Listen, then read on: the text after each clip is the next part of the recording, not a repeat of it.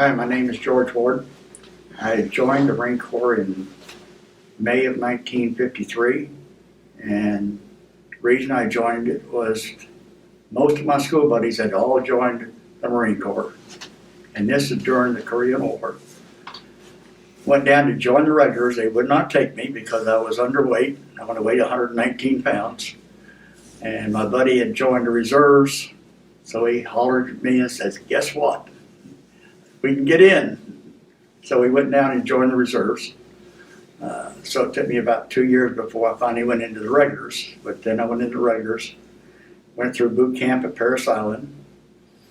And of course, the only reason I went the Marine Corps way was because all my school buddies are going there. That was the story that everybody says, you got to be a Marine. So, and it was a good choice now that I look back over those great years. So after joining it, I went to Parris Island, went through boot camp, went through ITR at Camp Lejeune, did my aviation training in Memphis, Tennessee, and then from Memphis, I went to LTA, Santa Ana, California. And at that time, because I did so well during school, I was supposed to get my choice of duty stations and my choice of airplanes. And I drive out to California and I see these two big blimp hangars they just assigned me to. And I said, boy, the Marine Corps really hurt me this time. Anyway, as I walked in the hangars, you had all these helicopters. And I said, this is going to be okay. So started off there at Santa Ana, spent about a year and a half there. Went from there to Opama, Japan. Spent 2 years there on cruises, from one cruise to another cruise. After Opama, I went to Camp Lejeune, or as you were at that time, it was New River, North Carolina. And I spent from 1959 till 1965 in New River, attached to many mid-cruises, at which time I crashed an airplane, age 34, in Rober, Spain, off a mid-cruise. From there, I went to, gotta stop thinking about this for a second. Old age catching up here. From New River, I went to, I went to B School. From B School, I then went to be assigned to go to overseas to Vietnam, and I joined HMM 364, the Purple Foxes. And from day one that I joined that outfit, that was probably the best squadron I've ever been in. The people were so hardworking and so geared up for the job that they were assigned to do. And it was a pleasure to be able to work with such a group. I was the maintenance control, which my job was to make sure that all the airplanes were ready to go for morning flights. And then other times at night, I would fly night medevac with many of the pilots that I've flown with. I was lucky enough to be able to fly a few test hops with some of the local pilots that were great. Learned a lot, had a lot of fun, but we put in some long hours and it was nothing but great, great people to work with. And till this day, I still think that 364 sticks in my heart better than any other squadron I've ever been in. And I've been in a lot of squadrons. After leaving the Purple Foxes, I went to New Orleans for 8 months. From New Orleans, I went to Hawaii for 3 years. That was a good tour.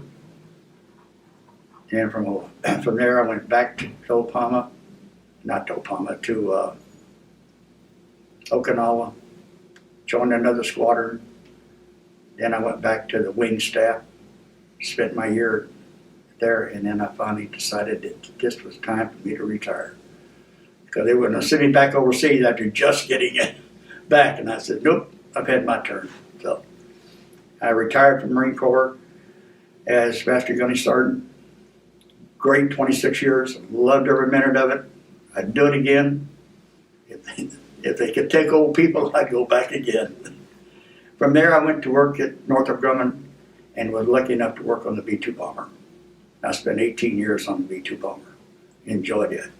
But all in all, when it comes to reunion time or people getting together on Purple Foxes, I will be there every time.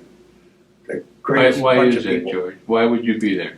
Why would I be there? Because the people themselves are just, they remember those hard times, they remember the good times, and we talk about it and we have fun talking about it.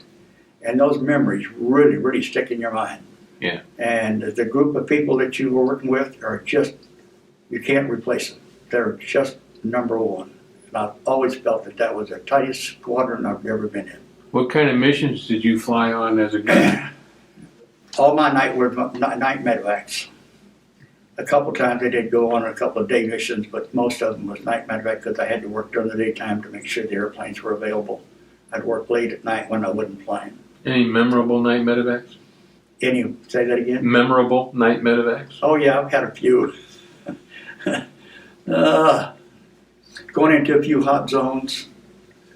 I remember going into one with Pat Kenny. I also remember going in with Major Jensen at that time, was now Colonel.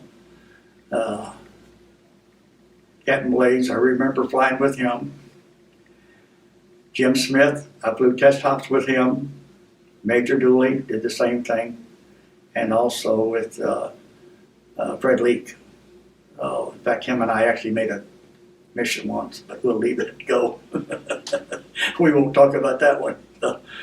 But again, with all the times that I've been out there, everybody didn't mind working. If there was a mission to be accomplished, every trooper out there jumped right in. It would just go from morning till night, and everybody seemed to enjoy it, even though it was long, hard hours. What was Marble Mountain like being stationed there? Marble Mountain? Oh my Lord, let's talk about something sweet, will you? Marble Mountain was nothing but a piece of ground that we all found a place that we could gather, put our work on the airplanes, put our thoughts together, and accomplish the things that needed to be done. And again, you could ask for help, and everybody was willing to jump in. Did you have a good place to sleep at night? If you want to call a hooch a good place to sleep, incoming come once in a while, that's a good place to stay. You didn't want to go into bunkers because you had too many rats. So you stayed in the hooch with no protection, but it was okay. You learned to live with it. And those things really didn't bother you. You got to the point where it was just, you had a job to do, and your job meant more than anything else, and that's what you ended up doing. So, yeah, that was a great time. Yeah. And again, like I say, I'll go to every reunion there is going, because you meet somebody new every time. You come up with new stories every time. It's great. Have you ever had any of the Marines that you worked for, like some of the grunts that we worked for and did work for? Did you ever have any of them comment to you about some of that work? If you mention the Purple Fox, on some occasions, yes, they remember. For some reason, I don't know why, but a lot of the grunts remembered the Purple Foxes. And they remembered that. The theory was, if you wanted somebody to get you out of a place, they were the ones to call, because they would get you out of there. Yeah.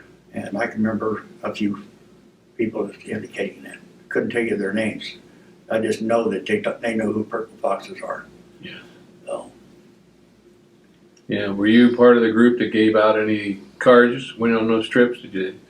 Say that again? Did any of the crew chiefs on the birds you flew, did they give out the Purple Fox courtesy trip cards? No, I didn't get any of those. Oh, you didn't get any of those? No, huh? I didn't get any of those. The memories isn't all I needed. So. Good. Is there anything about your time in the Marine Corps that you didn't talk about that you might want to just put on this disc for memories? Anything that stands out to you that we didn't cover? You know, as far as I'm concerned, my life was probably the best it was being in Marine Corps, because I loved every minute of it. Yeah. But 364 still stands out as being the most memorable years that I had. So what was your MOS? 6419, which is a helicopter maintenance crew chief. Okay. That's what it was. Super. And when you joined the Marine Corps, did your family have any comments to you? My dad thought that was the greatest thing going, and get me out of the house.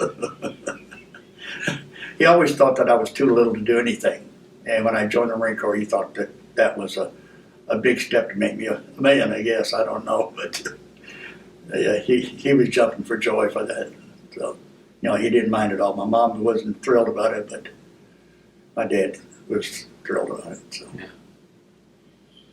Okay. And all the school buddies that I had known, there's only 2 or 3 of them that still living. And I haven't talked to one of them in a long time, but they only spent a few years in the service. I was the only one who went career. So out of about 20 of us that joined. So I must tell you, I enjoyed it. Loved every minute of it. I'd do it again.